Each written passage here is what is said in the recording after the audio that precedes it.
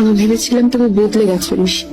তুমি একবার রবির জীবনে এসেছো, ওর পুরো ক্যারিয়ার ধ্বংস হয়ে গেছে। আবার ফিরে এলে দেখো কি অবস্থা। টিভি রিপোর্টারদের প্রশ্নের কথা বাদ দাও, আমি প্রশ্ন করছি, এত বছরে কখনো রবির কথা মনে পড়েনি তোমার? আমি এখনো তোমাকে বুঝি না ঋষি। কি বলবো বুঝতে পারছি না। ও কি আজ তোমার জন্য বেঁচে আছে ঋষি, নাকি তোমার জন্যই আজই হাসপাতালে? যদি এত দূর ওর ভালোর জন্য এসে থাকো তাহলে প্লিজ চলে যাও। ঋষি কুমার আমেরিকা ফিরে যাচ্ছেন। এতে প্রমাণ হলো যে বিবেক মিত্তালের বলা কথাগুলো সব সত্যি ছিল। ঋষি, কি হয়েছে বাবা? আগামীকাল আমেরিকা ফিরে যাচ্ছি মা। আর তোর কাজ? সেটা আর হবে না। আমি কখনো ভাবিনি আমার ছেলেকে এভাবে হাঁটতে দেখবো।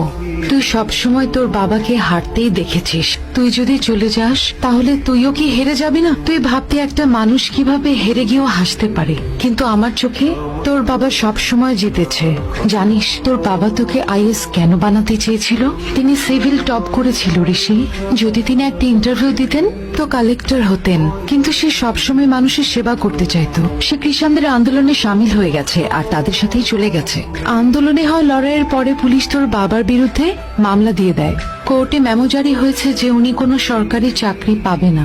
আমাদের দেখাশোনার জন্য যার কালেক্টর হওয়ার কথা ছিল সে কেরানি হয়ে গেল। তারপরেও তার মুখ থেকে হাসি যায়নি। যদি সে জীবিত থাকতো তো তার হাসি গায়েব হয়ে যেত, কারণ সে চাইতো না যে তুই শুধু একলা জিতিস। সে চাইতো তুই তাদের সাথে চলিস এবং তাদেরকে নিয়ে জিতিস। যদি তুই আজকে চলে যাস ওখানে থাকা সব লোক হেরে যাবে।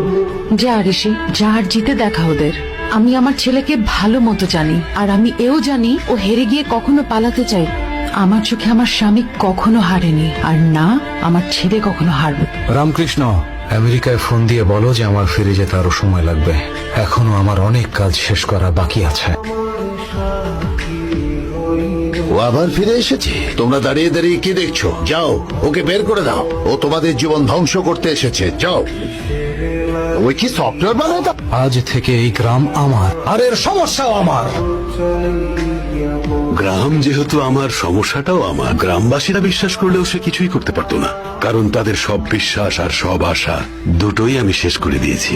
এখনো আর কি করবে? চলে যাবে। জানি না কখন খাইছো, খায়া নাও বাবা। দাদু, আপনি কি করছেন? কাজ করতাছি বাবা। কিন্তু সবাই তো কাজটা ছেড়ে দিয়েছে। আমিও যদি সাইরা দেই তাইলে কি খাইবা বাবা? তুমি খাওন খাইতে চাইলে তোমার তো খাওন বানাইতে হইব, তাই না? আশা হারাইছে বইলা তারা সাইরা যায় নাই, তারা ক্লান্ত হইয়া ছাড়ছে। তারা যদি আবার এই জমিনে পা রাখে তাহলে জমিন তা করে কাছে টাইনা নিব। কিন্তু কেউ যদি জমি কেড়ে নিতে আসে? কে এমন আছে যে আমার জমিন